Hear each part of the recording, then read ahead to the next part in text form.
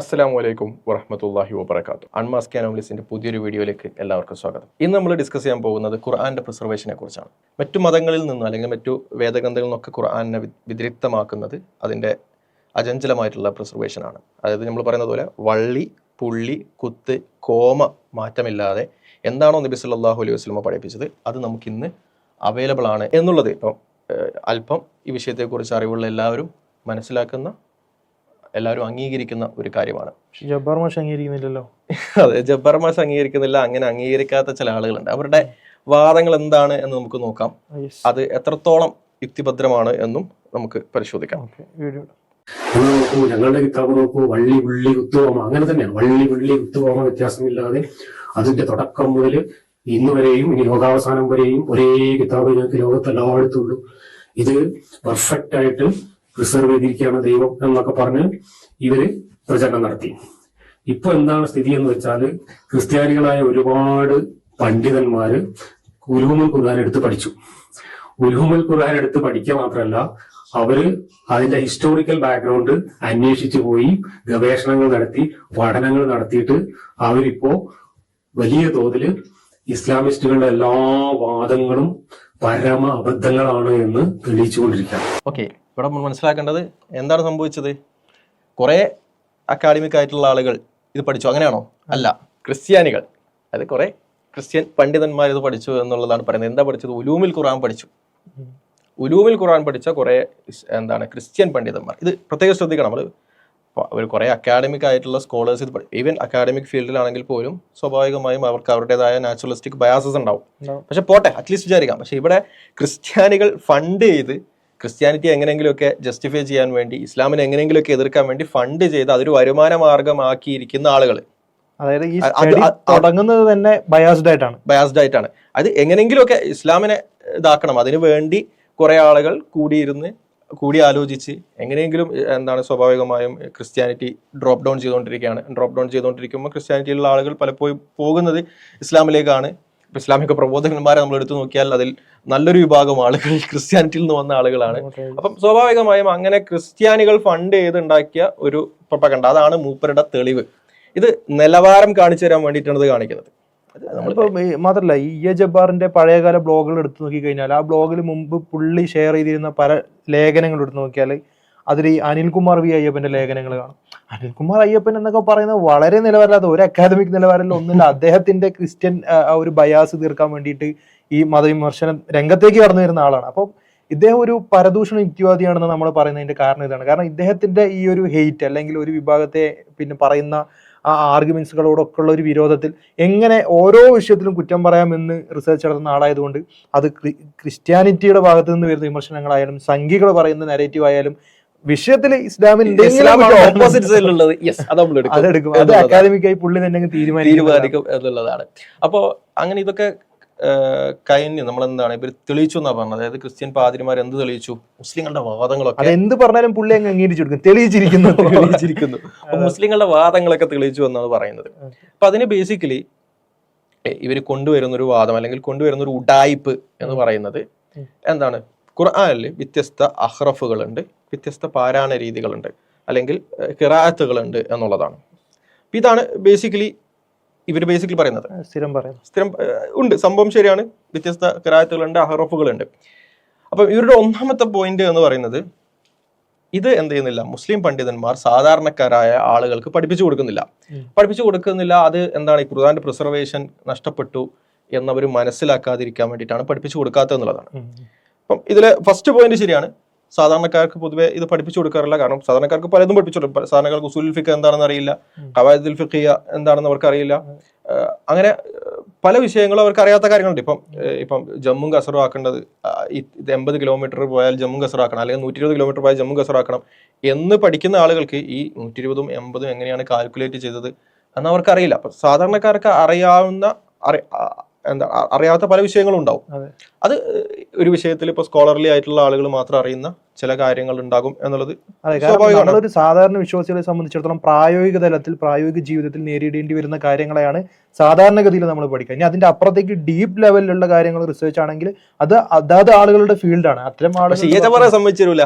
ഏജബറിനെ സംബന്ധിച്ചിടത്തോളം നമ്മൾ ഇത് പറയാത്തതിന്റെ കാരണം നമ്മളത് പ്രിസർവേഷനെ ബാധിക്കും. നമുക്ക് ഖുർആൻ പ്രിസർവ്ഡ് അല്ല എന്ന് സാധാരണക്കാർ മനസ്സിലാക്കുമെന്നതുകൊണ്ടാണ് നമ്മൾ ഇത് മറച്ചു വെക്കുന്നത്. മൂപ്പരുടെ കണ്ടുപിടുത്തം മുകളുടെ മുകളിൽ വരികൾക്കിടയിലുള്ള വായനയാണ്, ശ്രദ്ധിക്കണം. അപ്പൊ വരികൾക്കിടയിലുള്ള വായനയാണ് മൂപ്പര് അത് കണ്ടുപിടിച്ചു.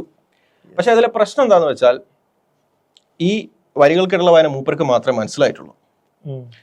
ഞാൻ ഇവിടെ പറഞ്ഞതുപോലെ ഈ അക്കാഡമിക് ആയിട്ടുള്ള ആളുകൾക്ക് ബയാസസ് ഉണ്ടാവും. പക്ഷെ ഈ വിഷയത്തിൽ ക്രിസ്ത്യൻ പാതിരിമാർ അവരെ ഒഴിച്ചു നിർത്തിയാൽ ഈ വിഷയത്തിൽ അക്കാഡമിക് ആയി പഠിക്കുന്ന ആളുകൾ, അഹ്റഫിന്റെയും ഖിറാഅത്തിന്റെയും കാര്യം പഠിക്കുന്ന ആളുകൾ വളരെ കൃത്യമായി പറയുന്നുണ്ട്. ഈവൻ ഖുർആൻ പ്രിസേർവ്ഡ് അല്ല എന്ന് പോലും വാദിക്കുന്ന ആളുകൾ അവർ പോലും പറയുന്നുണ്ട് ഖുർആനിൽ അഹ്റഫ് ഉണ്ട്, ഖിറാഅത്ത് ഉണ്ട് എന്നുള്ളത് അതിന്റെ പ്രിസർവേഷൻ ഒരു രീതിയിലും ബാധിക്കില്ല. ഇത് മനസ്സിലാക്കാൻ വലിയ ബുദ്ധിയൊന്നും വേണ്ട, കോമൺ സെൻസ് മതി. കാരണം പ്രിസർവേഷൻ എന്നുകൊണ്ട് എന്താ ഉദ്ദേശിക്കുന്നത്? നബി സല്ലല്ലാഹു അലൈഹി വസല്ലമ പഠിപ്പിച്ച കാര്യം നമ്മളിലേക്ക് എത്തിയിട്ടുണ്ടോ അതേപോലെ എന്നാണ് ചോദ്യം. ഇപ്പൊ നബി സല്ലല്ലാഹു അലൈഹി വസല്ലമ വ്യത്യസ്ത രീതിയിൽ അഹ്റഫുകളിൽ അവതരിപ്പിച്ചിട്ടുണ്ടെങ്കിൽ സ്വാഭാവികമായി വ്യത്യസ്ത അഹ്റഫുകളിൽ നമ്മളെടുത്ത് ഉണ്ട് എന്നുള്ളത് പ്രിസർവ് ചെയ്തു എന്നതിന്റെ തെളിവാണ്, ചെയ്തിട്ടില്ല എന്നതിന്റെ തെളിവല്ല. ഓക്കെ, അപ്പം ഇവിടെ നമ്മൾ വള്ളി പുള്ളി കുത്ത് കോമ മാറ്റമില്ല എന്ന് പറയുമ്പോൾ നബി സല്ലല്ലാഹു അലൈഹി വസല്ലമ പഠിപ്പിച്ചതിൽ നിന്ന് വള്ളി പുള്ളി കുത്ത് കോമ മാറ്റമില്ല എന്നാണ് പറയുന്നത്. അപ്പൊ വ്യത്യസ്ത അഹ്റഫുകൾ തമ്മിൽ ഉണ്ടാകുന്ന മാറ്റം, വ്യത്യാസങ്ങൾ അത് പ്രിസർവേഷനെ ബാധിക്കില്ല. കോമൺ സെൻസ് ആണ്. നബി സല്ലല്ലാഹു അലൈഹി വസല്ലമ ഇപ്പൊ മാലിക് യൗമിദ്ദീനും നബി സല്ലല്ലാഹു അലൈഹി വസല്ലമ പഠിപ്പിച്ചിട്ടുണ്ട്, മലിക് യൗമിദ്ദീനും നബി സല്ലല്ലാഹു അലൈഹി വസല്ലമ പഠിപ്പിച്ചിട്ടുണ്ട്. രണ്ട് രീതിയിലും ഫാത്തിഹ ഓതാൻ നബി സല്ലല്ലാഹു അലൈഹി വസല്ലമ പഠിപ്പിച്ചിട്ടുണ്ട് എങ്കിൽ സ്വാഭാവികമായും ആ രണ്ട് രീതിയിൽ നമ്മളിവിടെ കേൾക്കും. അവിടെ മാലിക് യൗമിദ്ദീൻ നബി സല്ലല്ലാഹു അലൈഹി വസല്ലമ പഠിപ്പിച്ചത് വള്ളി പുള്ളി മാറ്റമില്ലാതെ നമ്മളടുത്തേക്ക് എത്തിയിട്ടുണ്ട്. മലിക് യൗമിദ്ദീൻ എന്ന് പഠിപ്പിച്ചതും വള്ളി പുള്ളി മാറ്റമില്ലാതെ നമുക്ക് ഇവിടെ എത്തിയിട്ടുണ്ട്. രണ്ട് അഹ്റഫുകൾക്കിടയിൽ വള്ളി പുള്ളി മാറ്റം ഉണ്ടോ എന്നത് പ്രിസർവേഷനെ ബാധിക്കില്ല എന്ന് മനസ്സിലാക്കാൻ ചെറിയ കോമൺ സെൻസ് മതി എന്നുള്ളതാണ്. അപ്പൊ ഇവർ ബേസിക്കലി എന്താ ചെയ്യുന്നതെന്ന് വെച്ചാൽ, ഇപ്പം ഇതറിയാത്ത സാധാരണക്കാരുടെ അടുത്ത് പോയിട്ട് പറയും എന്താണ് ഖുർആൻ പ്രിസർവ്ഡ് അല്ല, കാരണം ഈ വിഷയത്തിൽ തർക്കമുണ്ട്, അഭിപ്രായ വ്യത്യാസമുണ്ട്, ഏതാണ് ശരി നമുക്ക് അറിയില്ല എന്നുള്ളത്. സത്യത്തിൽ രണ്ട് നബി സല്ലല്ലാഹു അലൈഹി വസല്ലം പഠിപ്പിച്ചതാണ് ഇസ്ലാമിന്റെ നിലപാട്. ഇപ്പൊ ഒരു ബേസിക്കലി എന്താ പറയാ, അപ്പം രണ്ട് രീതിയിലുണ്ട് എന്ന് പറയുമ്പോൾ ഇത് അറിയാത്ത സാധാരണക്കാർ ഒരു പക്ഷേ പറയും നിഷേധിക്കാം. അവർ പറയും ഇങ്ങനെയൊന്നും ഇല്ല, കാരണം അവർ കേട്ട് ഒരു പക്ഷേ നമ്മളെല്ലാവരും മാലിക് യൗമിദ്ദീൻ എന്നൊക്കെ കേട്ടിട്ടുണ്ട്. മലിക് യൗമിദ്ദീൻ എന്നുള്ളത് പൊതുവെ നമ്മുടെ നാട്ടിലൊന്നും യൂസ് ചെയ്യാത്തുള്ള ഒരു ടെർമിൻ, അല്ലെങ്കിൽ യൂസ് ചെയ്യാത്ത ഖിറാഅത്താണ്, അല്ലെങ്കിൽ പ്രബലമല്ലാത്ത, അല്ലെങ്കിൽ പ്രബലം മീൻസ് വ്യാപകമല്ലാത്ത, ഓക്കെ, ഓതൻസിറ്റി ലെവലിലല്ല നമ്മൾ സംസാരിക്കുന്നത്, പ്രാക്ടിക്കലി ഇല്ലാത്തൊരു ഖിറാഅത്താണ്. അതുകൊണ്ട് സ്വാഭാവികമായും അത് കേൾക്കുന്ന ഒരാളെ സംബന്ധിച്ചിടത്തോളം അയാൾ ആ ഒരു ഭാഗം നിഷേധിച്ചേക്കാം. പിന്നീട് അത് ഉണ്ടെന്ന് തെളിയുമ്പോൾ ഇവർക്ക് ശുഭാത്ത് ഉണ്ടാവും. ഇങ്ങനെ ആളുകളെ പറ്റിക്കുകയാണ് ബേസിക്കലി ഇവർ ചെയ്യുന്നത്.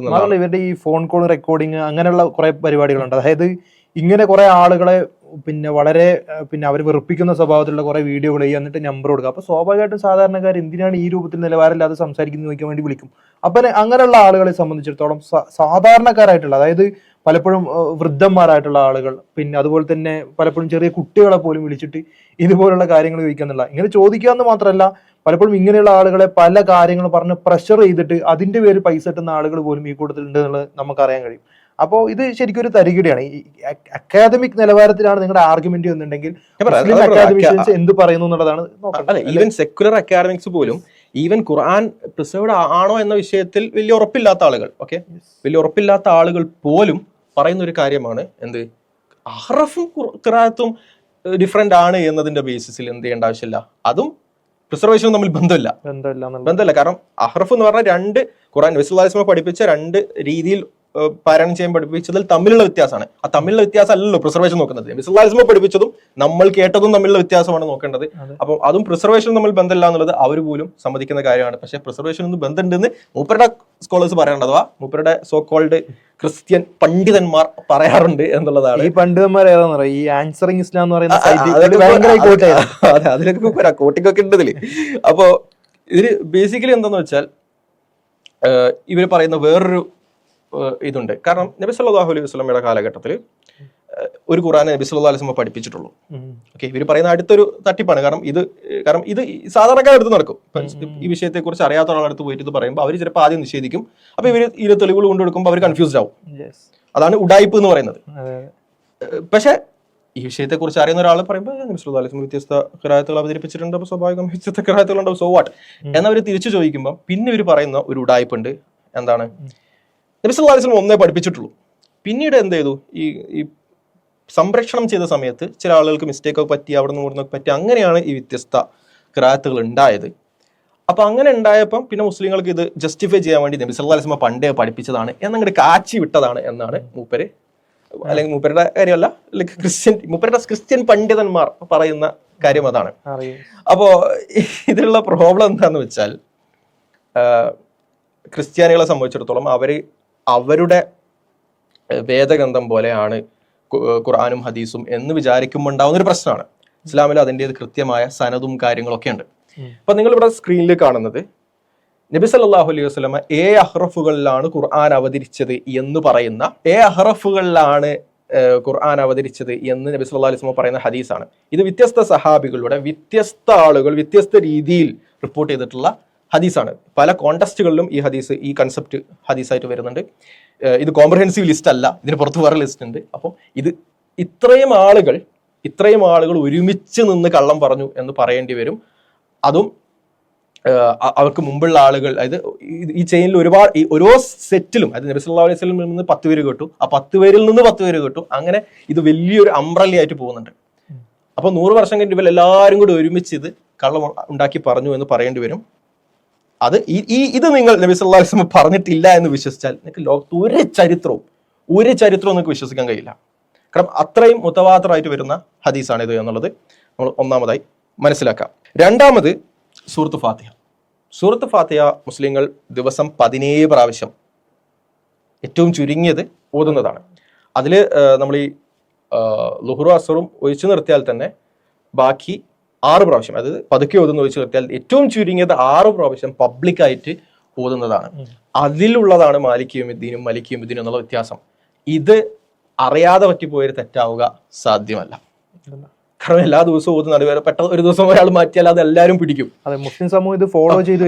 അതും മുസ്ലിങ്ങൾ ക്രിസ്ത്യാനികളെ പോലെ മറ്റു മതവിശ്വാസികളെ പോലെയല്ല. ഖുർആനിലെ ഹിഫ്ള് ഓതുന്ന ആളുകൾ വളരെ സുലഭമായുള്ള സമൂഹമാണ് മുസ്ലിങ്ങൾ എന്ന് മനസ്സിലാക്കാം. എന്നിട്ട് അവർ ഫാത്തിഹ മാത്രം അവർക്ക് മനസ്സിലായില്ല എന്ന് പറയുന്നത് പൊട്ടത്തരാണ്.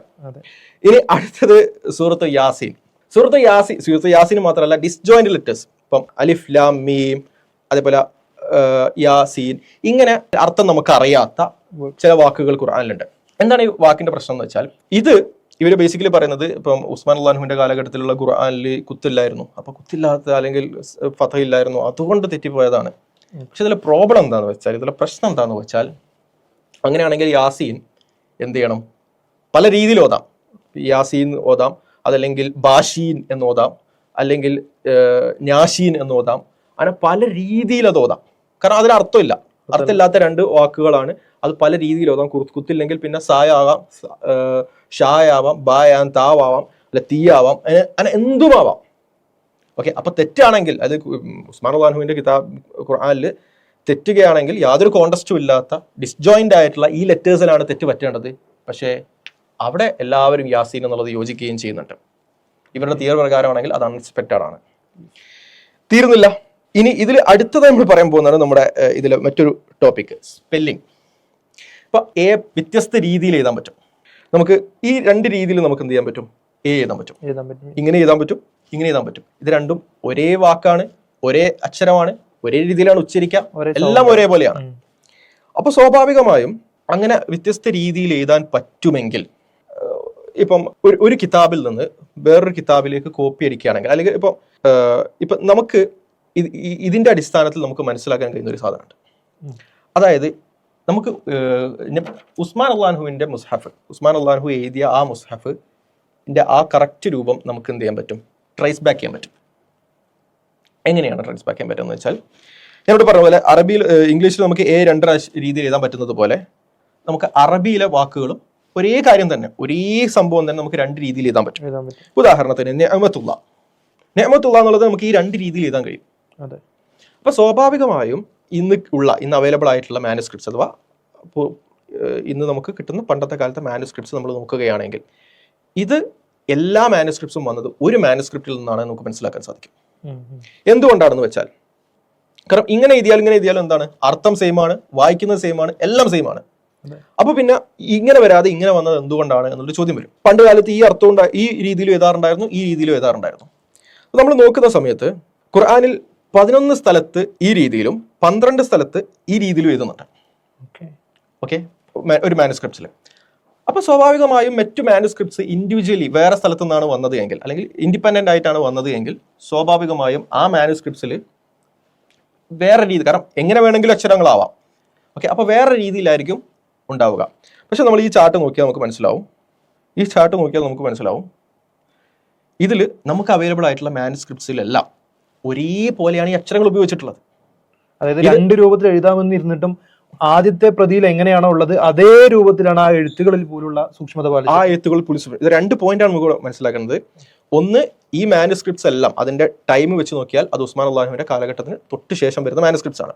ഈ മാനുസ്ക്രിപ്റ്റ്സ് എല്ലാം ഇൻഡിവിജ്വലി എഴുതിയതല്ല, എല്ലാം ഉസ്മാൻ അള്ളാഹുവിൽ നിന്ന് നേരിട്ട് എഴുതിയതാണ്. കാരണം അല്ലാതെ ആരെങ്കിലും പറഞ്ഞു കൊടുത്ത് എഴുതിയതോ അല്ലാതെ ഇൻഡിവിജ്വലി എഴുതിയതോ ഒക്കെയാണ്. ഇവൻ അത് ബൈഹാർട്ട് ആയിട്ടുള്ള ഒരാൾ വേറെ ഇരുന്ന് എഴുതുക പോലും സാധ്യമല്ല. അതുപോലും സാധ്യമല്ല. കാരണം അങ്ങനെ എഴുതിയാൽ പോലും കറക്റ്റ് അതേപോലെ വരില്ല, അതേപോലെ അക്ഷരമില്ല. കാരണം ഒരേ അക്ഷരങ്ങളാണ്, ഒരേ ഇതാണ്. അതും ഇപ്പൊ ലെറ്റ്സ് ഒരു നാട്ടിലുള്ള ആളുകൾ ഒരക്ഷരം മാത്രമാണ് യൂസ് ചെയ്യുന്നത് വിചാരിക്കും, ഒരു രീതിയിൽ മാത്രമാണ് എഴുതുന്നത് വിചാരിക്കും. അങ്ങനെ പോലും ആവാൻ പറ്റൂല. കാരണം അങ്ങനെയാണെങ്കിൽ ഒരു ഖുറാനിൽ എല്ലാം ഒരേപോലെ ആയിരിക്കും. മാത്രമല്ല വേറൊരു വിഷയമാണ്, അതെ, ആളുകളുടെ കയ്യെഴുത്തിൻ്റെതായിട്ടുള്ള ചില സ്വഭാവങ്ങളുണ്ടാവും. അപ്പൊ നിയമത്തുള്ള ഒരേ സ്വഭാവത്തിൽ മാത്രം എഴുതുന്ന ആളുകളുണ്ടാവും. അങ്ങനെ എഴുതുന്ന ആളുകളാണെന്നുണ്ടെങ്കിൽ ഇത് മുഴുവനും അതേ സ്വഭാവത്തിലായിരിക്കും. പക്ഷെ ഇതിൽ ആ കൃത്യത, ആ സൂക്ഷ്മത പാലിച്ചിട്ടുണ്ട് എന്നുള്ളതിന് ക്ലിയർലി എവിഡന്റ് ആണിത്. അതുകൊണ്ടാണ് ആളുകൾ ഒരേ മാനുസ്ക്രിപ്റ്റിൽ തന്നെ ചില വാക്കുകൾ പ്രയോഗിക്കുമ്പോൾ, ഒരേ വാക്ക് പ്രയോഗിക്കുമ്പോൾ ഒരു രൂപവും, അതേ വാക്ക് തന്നെ മറ്റൊരിടത്ത് പ്രയോഗിക്കുമ്പോൾ മറ്റൊരു രൂപവും കൃത്യതയോടെ വ്യത്യസ്തത സ്വീകരിച്ചിട്ടുണ്ട്. ഇവിടെ 2 കാര്യങ്ങൾ മനസ്സിലാക്കുന്നത്. ഒന്ന്, ഉസ്മാൻ അള്ളാഹു അഥവാ നബി സല്ലല്ലാഹു അലൈഹി വസല്ലമയുടെ ശിഷ്യനായിട്ടുള്ള സഹാബികൾ എല്ലാവരും ജീവിച്ചിരിക്കുന്ന സമയത്ത്, അല്ലെങ്കിൽ സഹാബികൾ ബഹുഭൂരിപക്ഷം ജീവിക്കും ഉസ്മാൻ അള്ളാഹുയുടെ കാലഘട്ടത്തിൽ, അലി അള്ളാഹു ജീവിക്കുന്ന കാലഘട്ടത്തിൽ, അങ്ങനെ സഹാബികൾ ഉള്ള കാലഘട്ടത്തിൽ, പ്രഗത്ഭരായിട്ടുള്ള സഹാബികളുള്ള കാലഘട്ടത്തിൽ മുസ്ലിങ്ങൾ എല്ലാവരും അംഗീകരിച്ച് എഴുതിയ ആ മുസ്ഹഫ് അത് നമുക്ക് അവൈലബിൾ ആണ്. ഇവത്തോ ആ ഒറിജിനൽ പ്രതി നമുക്ക് അവൈലബിൾ ആണെങ്കിലും അതിലുള്ളത് എന്താണ് എന്നുള്ളത് നമുക്ക് വ്യക്തമായി മനസ്സിലാക്കാൻ സാധിക്കും. രണ്ടാമത്, അക്ഷരത്തിൽ പോലും സൂക്ഷ്മത പുലർത്തിയിട്ടുണ്ട് എങ്കിൽ സ്വാഭാവികമായും അതിന്റെ പാരായണത്തിൽ അവർ സൂക്ഷ്മത പുലർത്തൂല എന്ന് കരുതണമെങ്കിൽ നിങ്ങൾ ഒരു ജബ്ബാർ ആവണം, അല്ലാതെ വിവരമുള്ളവർക്ക് അത് സാധ്യമല്ല എന്നുള്ളതാണ് അതിലുള്ള പ്രധാന കാരണം. സോ ഇതാണ് നമുക്ക് ആ വിഷയത്തെക്കുറിച്ച് പറയാനുള്ളത്. ഇനി നമുക്ക് ജബ്ബാറിന്റെ ശിഷ്യനാണോ ഉസ്താദാണോ എന്ന് എനിക്കറിയില്ല, വേറൊരാള് ഈ വിഷയത്തെക്കുറിച്ച് പറഞ്ഞതിനെ കുറിച്ച് നമുക്കൊന്ന് കേട്ടു നോക്കാം.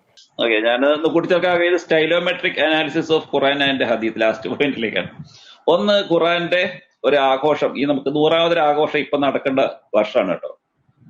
ഇതിന് 100 വർഷങ്ങൾക്ക് മുമ്പ് 1924 അവസാനത്തെ ഖുറാന്റെ സംരക്ഷണം ഇറങ്ങിയത്. എന്ന് വെച്ച് കഴിഞ്ഞാല് കൈറോയിലെ അൽ അസർ യൂണിവേഴ്സിറ്റി 1907 മുതൽ 1924 വരെയുള്ള 14 വർഷക്കാലം കൊണ്ട് ഒരു ഖുറാൻ ഉണ്ടാക്കി സമൂഹത്തിന് സംഭാവന ചെയ്തതിന്റെ 100ാം വാർഷികമാണ്. അതിന് നമ്മൾ കെയ്റോ എഡിഷൻ ഓഫ് ഖുറാൻ എന്ന് വിളിക്കാം.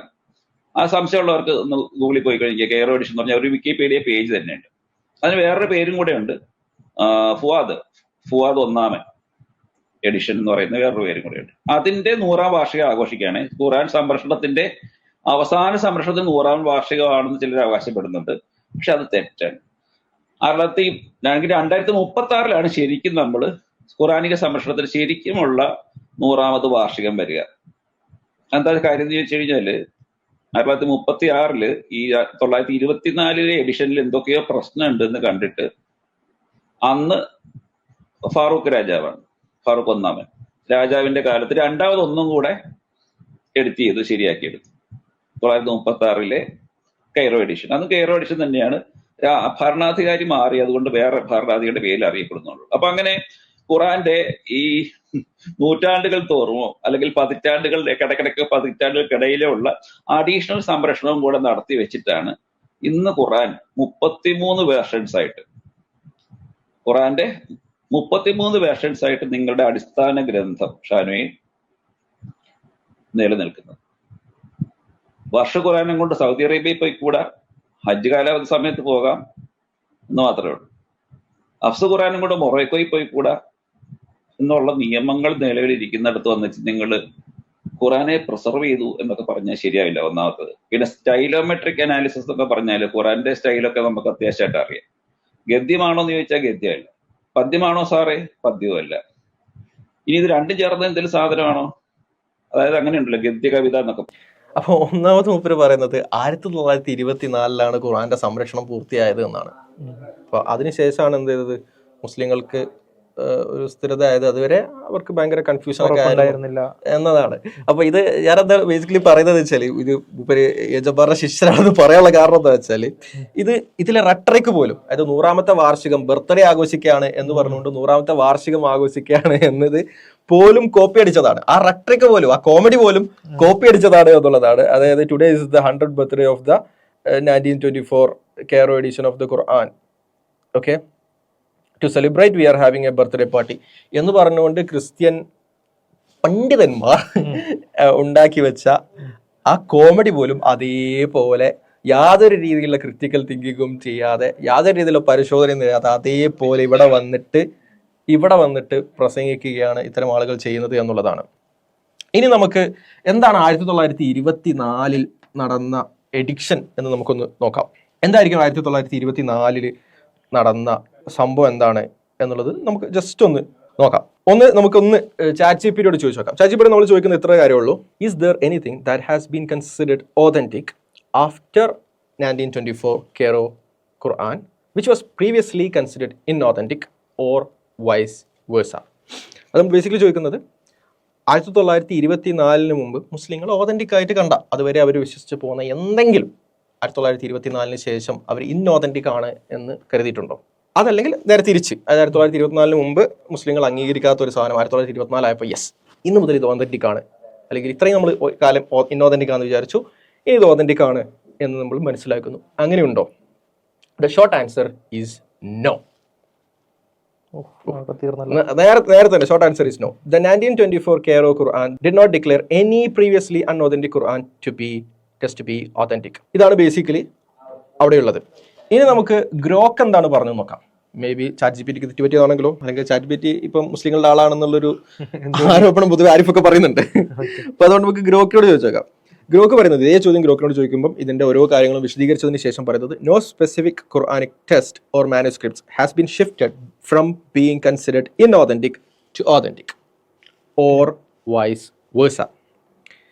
After the 1924 Cairo Quran publication, the Cairo edition solidified the Hafs and Asim reading as the standard, marginalizing but not invalidating other canonical qira'ats like Warsh. Warshനെ പോലുള്ളത് എന്ത് ചെയ്യുന്നില്ല, ഇൻവാലിഡേറ്റ് ചെയ്യുന്നില്ല. ഓക്കെ, ഡേവിഡ് വുഡിന്റെ ടീറ്റിൽ ഇങ്ങനെയല്ലല്ലോ ഉള്ളത്. അതെ, ഡേവിഡിന്റെ ടീറ്റിൽ ഇങ്ങനെയല്ലുള്ളത്.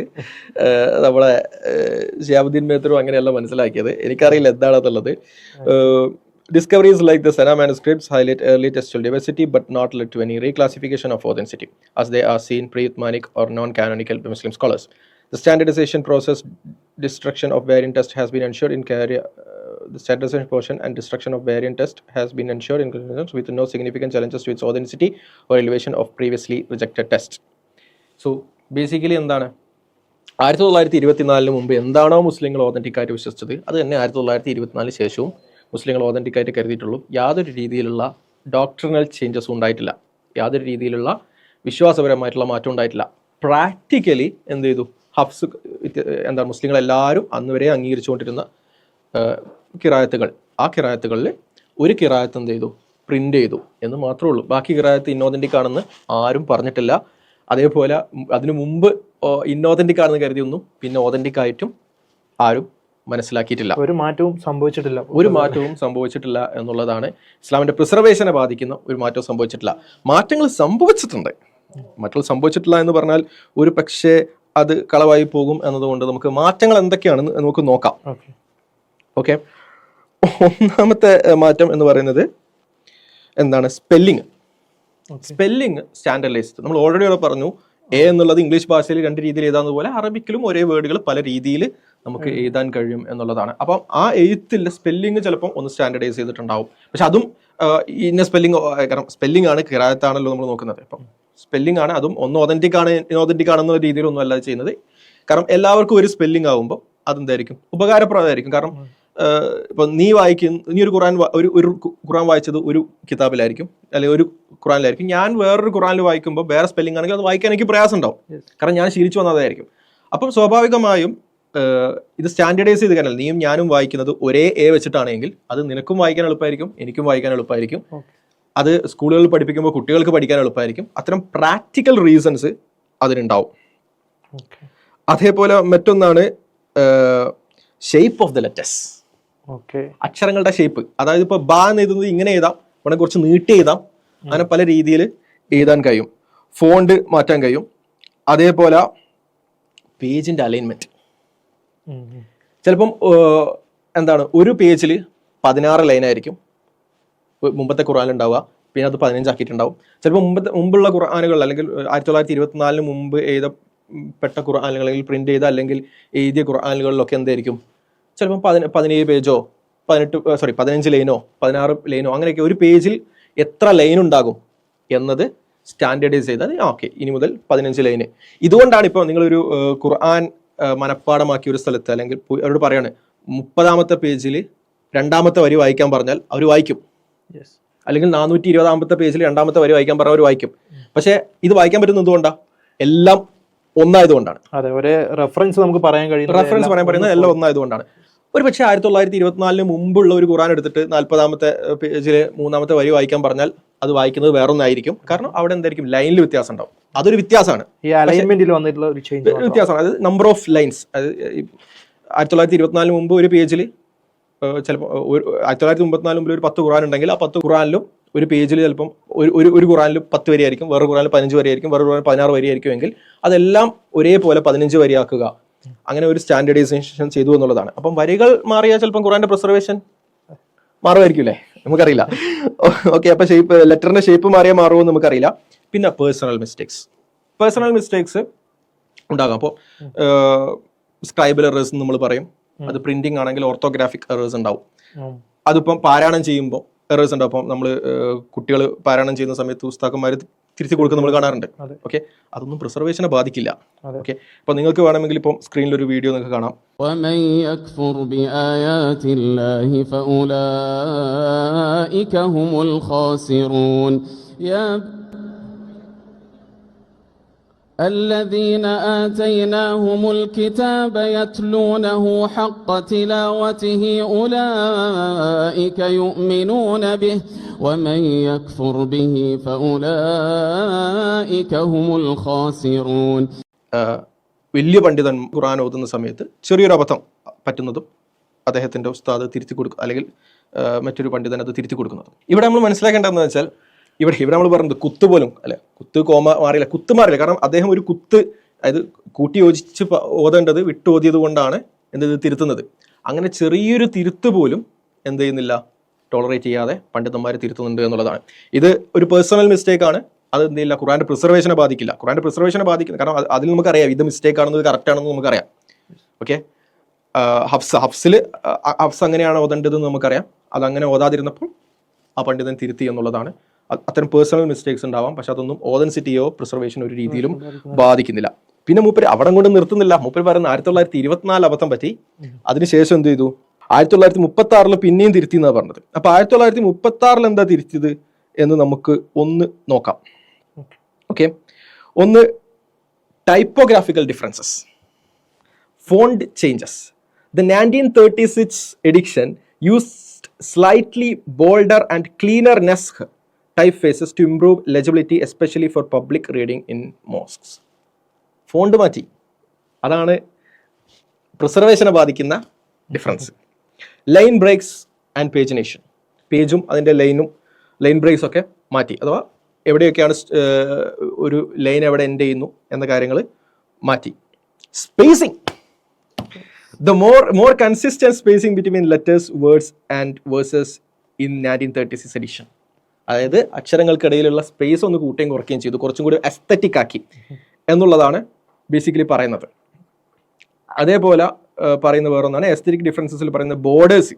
1936 ഖുർആൻ എന്ത് ചെയ്തു, more ഇൻഡിഗ്രേറ്റ് page borders, നല്ല ഭംഗിയുള്ള borders കൊണ്ടുവന്നു. ടൈറ്റിൽ പേജ് കുറച്ചുകൂടി അസ്തറ്റിക് ആക്കി. അതേപോലെ surah separation 1936 edition 1936 edition sometimes used full decorative panels between surahs. ായിട്ട് ഖുർആനിൽ ഒരു മാറ്റവും വരുത്തുന്ന ഒരു കുത്തിന്റെ വിഷയത്തിൽ പോലുള്ള കാര്യം പോലും ഇതിലെവിടെയും കാണുന്നില്ല എന്നുള്ളതാണ്. അപ്പോൾ അതുപോലും സൂക്ഷിക്കുന്നു എന്നുള്ളതാണ്. അവിടെ സ്പെല്ലിങ്ങിന്റെ വിഷയമാണ് ഒരു വിഷയം ഉള്ളത്, അതുപോലും ഓതന്റിക് ഇൻഓതന്റിക് ഡീമിംഗ് ഒന്നും അവിടെ വരുന്നില്ല. ഓതുന്നത് ഒരേപോലെയാണ്. ഹഫ്സ് മുമ്പോതിയ പോലെ തന്നെയാണ് ആളുകൾ മുമ്പോതുന്നത്. മുമ്പ് ഓതന്റിക് ആണെന്ന് വിശ്വസിക്കുന്ന ഖിറാഅത്തുകൾ തന്നെയാണ് ഇപ്പം ഓതന്റിക് ആണ് എന്ന് കരുതുന്നത്. സോ ഇതാണ് നിലവാരം എന്ന് കാണിച്ചു തരാൻ വേണ്ടിയിട്ടാണ് നമ്മളിത് പറയുന്നത്. നമുക്ക് അടുത്ത കണ്ടിന്യൂഷനിലേക്ക് പോകാം. ഇന്ന് ഖുർആൻ 33 വേർഷൻസ് ആയിട്ട്, ഖുർആന്റെ 33 വേർഷൻസ് ആയിട്ട് നിങ്ങളുടെ അടിസ്ഥാന ഗ്രന്ഥം ഷാനുവെ നിലനിൽക്കുന്നത്. അപ്പൊ മൂപ്പര് പറയുന്നത് 33 വേർഷൻസ് ഉണ്ട് എന്നുള്ളതാണ്. ഇത് മൂപ്പർക്ക് എവിടെ നിന്നാണ് കിട്ടിയത്? ഇതേ കോപ്പി നമ്മൾ പറഞ്ഞല്ലോ, മൂപ്പരുടെ കോപ്പി എവിടെ നിന്നാണെന്നുള്ളത് നമുക്കറിയാം. ഇത് ബേസിക്കലി മൂപ്പർക്ക് കിട്ടുന്നത് എന്താണ്? ക്രിസ്ത്യൻ പാതിരിമാരുടെ അടുത്ത് നിന്നാണ് കിട്ടുന്നത്. അപ്പം ക്രിസ്ത്യൻ പാതിരിമാർ ഈ വീഡിയോയിൽ കാണുന്നത് പോലെ ആദ്യം 26 ആണെന്ന് പറഞ്ഞു, പിന്നെ 30 ആണെന്ന് പറഞ്ഞു, പിന്നെ അവർക്ക് 34 കിട്ടി എന്ന് പറയുന്നുണ്ട്, പിന്നെ 37 കിട്ടി എന്ന് പറയുന്നുണ്ട്. അങ്ങനെ പല ഘട്ടങ്ങളിൽ പോകുന്നുണ്ട്. അപ്പൊ അങ്ങനെ ഏതോ ഒരു ഘട്ടത്തിലായിരിക്കാം മൂപ്പര് പാവം 30 ആയിട്ടുണ്ട്, അവരൊക്കെ അപ്ഡേറ്റ് ആയി.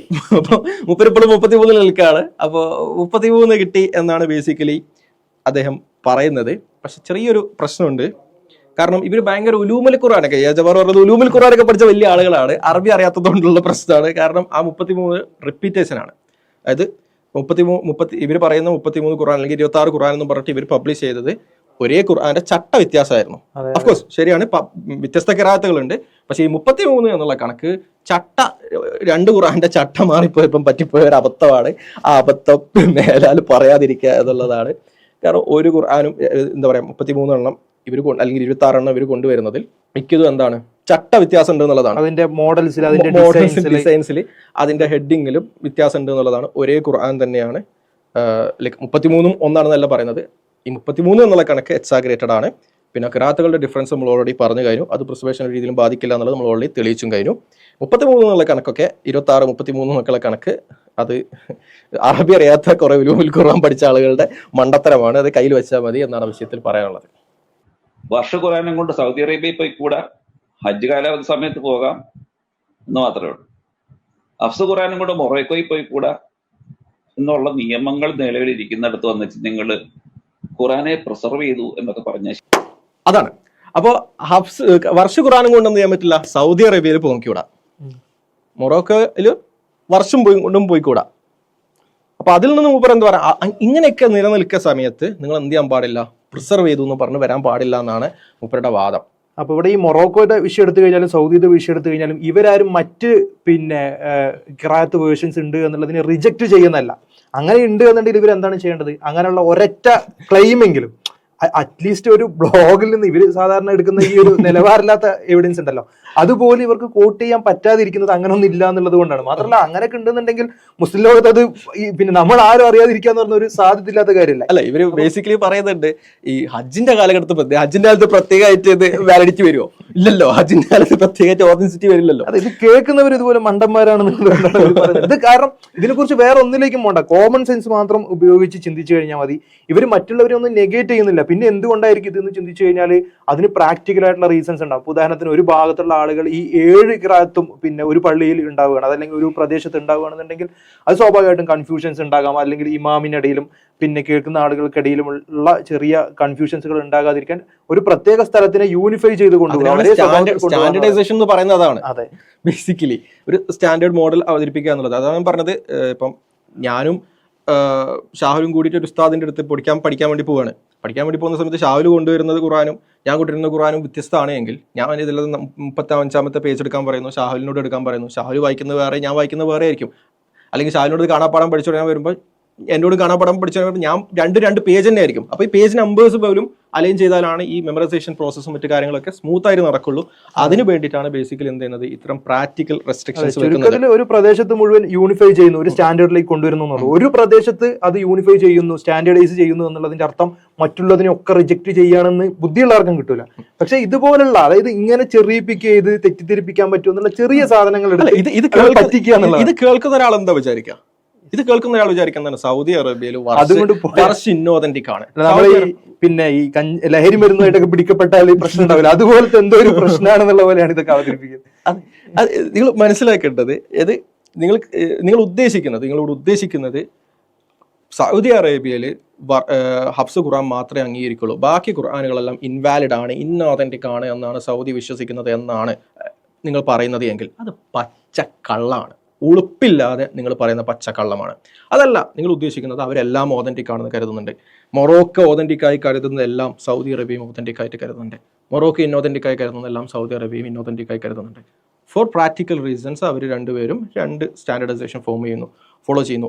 രണ്ടും അവർ ഒതന്റിക്കായ വർഷും ഹബ്സും, ഇത് രണ്ടും അവർ വർഷും ഹബ്സും കാലൂനും ഒക്കെ അവർ ഒതന്റിക്കായി കരുതുന്നുണ്ട് 2 കൂട്ടരും. പക്ഷെ ഒരു വിഭാഗം എന്ത് ചെയ്യുന്നു, ഹബ്സ് അവിടെ പ്രാക്ടിക്കലി ഹബ്സ് ഇംപ്ലിമെന്റ് ചെയ്യുന്നു, മറ്റൊരാൾ പ്രാക്ടിക്കലി വേറൊരു ഖിറാഅത്ത് ഇംപ്ലിമെന്റ് ചെയ്യുന്നു. ഇതാണ് നിങ്ങൾ ഉദ്ദേശിച്ചതെങ്കിൽ നമുക്ക് തിരിച്ചു ചോദിക്കണം, അതിനിപ്പോൾ എന്താ, സോ വാട്ട്? അതെങ്ങനെയാണ് പ്രിസർവേഷനെ ബാധിക്കുക? അങ്ങനെയാണ് എന്നതുകൊണ്ട് നിങ്ങൾക്ക് പ്രിസർവേഷനെ കുറിച്ച് പറയാൻ പറ്റില്ല എന്ന് പറയുന്നത് എന്തടിസ്ഥാനത്തിലാണ് എന്ന് നിങ്ങൾ വ്യക്തമാക്കണം. അതല്ല നിങ്ങൾ ഉദ്ദേശിച്ചത് ഇവരിത് ഓതന്റിക്കായി കാണുന്നില്ല എങ്കിൽ, എന്നാണ് നിങ്ങൾ പറഞ്ഞത് എങ്കിൽ അതിനൊരു തെളിവ് നിങ്ങൾ കൊണ്ടുവരണം. പച്ചക്കള്ളം ഉളുപ്പില്ലാതെ പറയരുത്. അത് തെളിവ് നിങ്ങൾക്ക് കൊണ്ടുവരാൻ പറ്റുന്നില്ല എങ്കിൽ എന്ത് ചെയ്യാം, നിങ്ങൾക്ക് എല്ലാവർക്കും കൊണ്ടുവരാം. യുക്തിവാദികളിൽ ജീവിച്ചിരിക്കുന്ന ആർക്ക് വേണമെങ്കിലും ഇത് കൊണ്ടുവരാം. അല്ലെങ്കിൽ പറഞ്ഞത് കളവാണ് എന്ന് നിങ്ങൾ സമ്മതിക്കേണ്ടി വരും.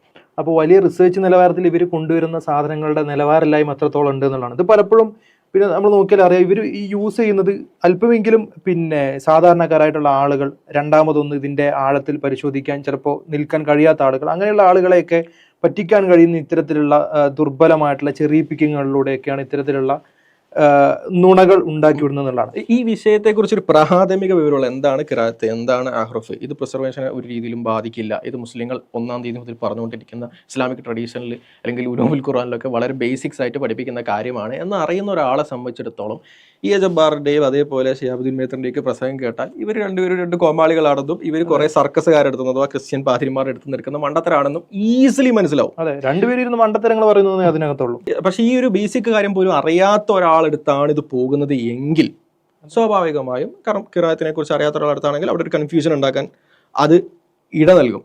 അപ്പം സ്വാഭാവികമായും അതിൻ്റെ കാരണം എന്താണ്? ഇവർ പറയുന്നത് എന്തെങ്കിലും കയമ്പുള്ള കാര്യം ആയതുകൊണ്ടാണോ? അല്ല. ഇസ്ലാമിന് ഏതെങ്കിലും രീതിയിൽ പ്രശ്നമുള്ളത് കൊണ്ടാണോ? അല്ല. നിങ്ങൾക്ക് വിഷയത്തിൽ അറിവില്ലാത്തത് കൊണ്ടാണ് എന്നുള്ളതാണ്. അപ്പോൾ ഇതിൽ നിന്ന് തന്നെ വ്യക്തമാണ് ഇവർ ആളുകളെ പറ്റിക്കുക എന്നുള്ള ഉദ്ദേശത്തിലാണ് ഇത്തരം വർത്തമാനങ്ങൾ പറയുന്നത് എന്നുള്ളതാണ്. ഈ ഒരു വിഷയത്തിൽ നിന്നല്ല, ഇവർ ചെയ്തുകൊണ്ടിരിക്കുന്ന പിന്നെ നമ്മൾ ഒരുപാട് വിഷയങ്ങൾ അവരുടെ പരിശോധിച്ചാൽ നമ്മളൊരു സീരീസ് തന്നെ നുണയുടെ വിഷയവുമായി ബന്ധപ്പെട്ട് ചെയ്തിട്ടുണ്ട്. അപ്പോൾ അതൊക്കെ നോക്കിക്കഴിഞ്ഞാൽ ചെറിയ ഈ രംഗത്ത് കാര്യമായി വിവരമില്ലാത്ത ആളുകൾ, ഇപ്പോൾ ഇത് കേൾക്കുന്ന ഒരു 50,000 ആളുകൾ കേൾക്കുന്നുണ്ട് എന്നുണ്ടെങ്കിൽ അതിലൊരു 10,000 ആളുകളെങ്കിലും തെറ്റിദ്ധരിക്കപ്പെട്ടിട്ടുണ്ടെങ്കിൽ അങ്ങനെ തെറ്റിദ്ധരിച്ചോട്ടെ എന്ന് വിചാരിച്ച് മനഃപൂർവ്വം നുണ പറയുന്നതാണെന്നുള്ളത് ക്ലിയർലി എവിഡൻ്റ് ആണ്. അപ്പോൾ ഇത്തരം ആളുകൾ ഉദ്ദേശിക്കുന്ന ആ ഒരു കാര്യം നടക്കാതിരിക്കണമെന്നുണ്ടെങ്കിൽ ഈ നുണ ഒരു വ്യക്തി, ഒരു വിഭാഗം ആളുകൾക്ക് ഇത്തരം മനഃപൂർവ്വം നുണ പറയുകയാണ് എന്നുള്ളത് ക്ലിയർലി തെളിഞ്ഞ കാര്യമാണെന്നുണ്ടെങ്കിൽ, തെളിവുകൾ സഹിതം നമുക്ക് മനസ്സിലാകുന്ന ഒരു കാര്യമാണെന്നുണ്ടെങ്കിൽ പിന്നെ അത്തരം ആളുകളെ അവോയ്ഡ് ചെയ്യുക എന്നുള്ളതാണ് പ്രാക്ടിക്കലി നമുക്ക് ചെയ്യാൻ കഴിയുന്ന ഏറ്റവും നല്ല കാര്യം എന്ന് പറയുന്നത്.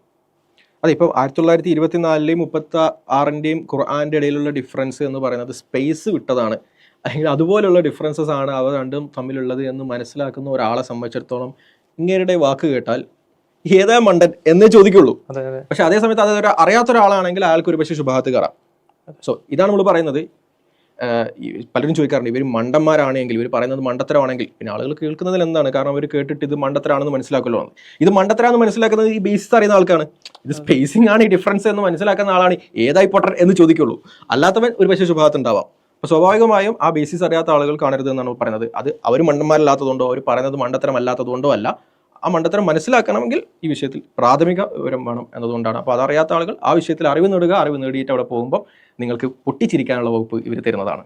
മറ്റൊരു വിഷയമായി കാണുന്നവരേക്കും അസ്സലാമു അലൈക്കും വറഹ്മത്തുള്ളാഹി വബറകാതുഹു.